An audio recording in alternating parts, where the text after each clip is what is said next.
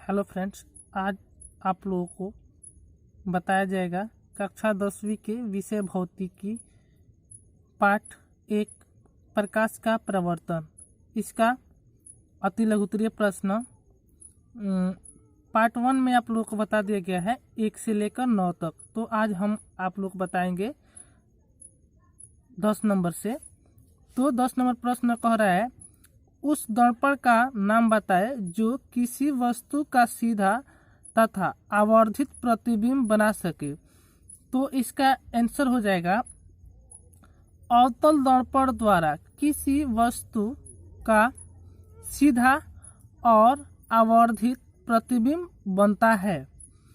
और 11 नंबर प्रश्न है, 10 सेंटीमीटर फोकस दूरी वाले अवतल दर्पण से 15 सेंटीमीटर की दूरी पर रखी वस्तु के प्रतिबिंब की प्रकृति क्या होगी। तो इसका आंसर हो जाएगा, इस स्थिति में अवतल दर्पण द्वारा बना प्रतिबिंब वस्तु से बड़ा वास्तविक और वस्तु की अपेक्षा उल्टा होगा। और 12 नंबर दिया है प्रश्न, गोलीय दर्पण की फोकस दूरी f और उसकी वक्रता त्रिज्या r में क्या संबंध है। तो इसका आंसर हो जाएगा, गोलीय दर्पण की फोकस दूरी f उसकी वक्रता त्रिज्या r की आधी होती है, अर्थात f बराबर r/2। और अगला प्रश्न है 13 नंबर, अवतल दर्पण से किस दूरी पर एक वस्तु को रखा जाए जिससे कि प्रतिबिंब का आकार वस्तु के आकार के बराबर हो। तो इसका आंसर हो जाएगा, वस्तु समान आकार का प्रतिबिंब पाने के लिए वस्तु को अवतल दर्पण के वक्रता केंद्र पर रखना होगा। इस प्रकार से अगला हम लोग प्रश्न देखेंगे, दिया है 14 नंबर, एक अवतल दर्पण द्वारा आभासी प्रतिबिंब बनने के लिए वस्तु का स्थान क्या होना चाहिए। तो इसका आंसर हो जाएगा, अवतल दर्पण द्वारा आभासी प्रतिबिंब के लिए वस्तु को दर्पण के समान उसके और फोकस के बीच रखना चाहिए। और इस प्रकार से 15 नंबर प्रश्न है, अवतल दर्पण के सामने जब कोई वस्तु दर्पण के फोकस और ध्रुव के बीच रखी जाती है तब उसका प्रतिबिंब कहाँ बनता है और कैसा होता है, वास्तविक या काल्पनिक। तो इसका आंसर हो जाएगा, अवतल दर्पण के सामने उसके फोकस और ध्रुव के बीच जब किसी वस्तु को रखा जाता है तब उसका प्रतिबिंब दर्पण के पीछे बनता है जो काल्पनिक आभासी होता है।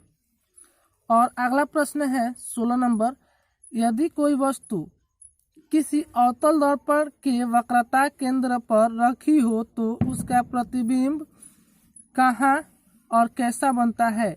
तो इसका आंसर हो जाएगा, अवतल दर्पण के वक्रता केंद्र पर स्थित उस वस्तु का प्रतिबिंब वक्रता केंद्र पर ही बनता है और यह उल्टा तथा वस्तु के आकार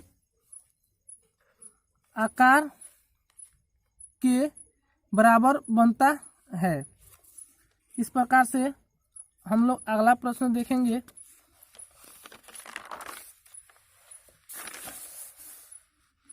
17 नंबर कह रहा है कि एक गोलीय दर्पण जिसका वक्रता केंद्र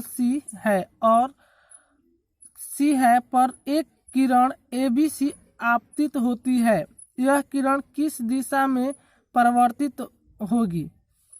तो इसका आंसर हो जाएगा, गोलीय दर्पण के वक्रता त्रिज्या O से होकर जाने वाली किरण दर्पण से परावर्तन के बाद अपने पथ पर पीछे की ओर लौट जाती है, अर्थात आपतित किरणें ABC दर्पण से परावर्तन के बाद BCA दिशा में परावर्तित हो जाएगी। और 18 नंबर प्रश्न है कि गोलीय दर्पण के आवर्धन की परिभाषा दे। गोलीय दर्पण द्वारा उत्पन्न आवर्धन वह अपेक्षिक विस्तार है जिससे ज्ञात होता है कि कोई प्रतिबिंब वस्तु की अपेक्षा कितना आवर्धित है। इस प्रकार से 19 नंबर प्रश्न है, आवर्धन m का ऋणात्मक मान क्या बनता है। तो इसका आंसर हो जाएगा आवर्धन m का ऋणात्मक मान चीज से ज्ञात होता है कि प्रतिबिंब वास्तविक है। और अगला प्रश्न है 20 नंबर, क्या एक उत्तल दर्पण किसी वास्तविक वस्तु का वास्तविक प्रतिबिंब बना सकता है। तो इसका आंसर हो जाएगा नहीं, उत्तल दर्पण द्वारा किसी वस्तु का वास्तविक प्रतिबिंब नहीं बन सकता है। इस प्रकार से हम लोग अगला क्वेश्चन देखेंगे। 21 नंबर दिया है, उत्तल दर्पण के एक उपयोग को लिखे। तो उत्तल दर्पण का उपयोग मोटर गाड़ी के साइड मिरर के रूप में किया जाता है, आंसर हो जाएगा। और 22 नंबर दिया है कि एक गोलीय दर्पण की वक्रता त्रिज्या 20 सेंटीमीटर है, तो इसकी फोकस दूरी क्या होगी। तो इसका आंसर हो जाएगा गोलीय दर्पण की फोकस दूरी F बराबर R/2 यानी कि 20 सेंटीमीटर बटा 2। तो जब भाग दीजिएगा 2 से 20 सेंटीमीटर में तो इसका कितना आंसर आ जाएगा 10 सेंटीमीटर। इस प्रकार से आप लोग सॉल्व कर लीजिएगा।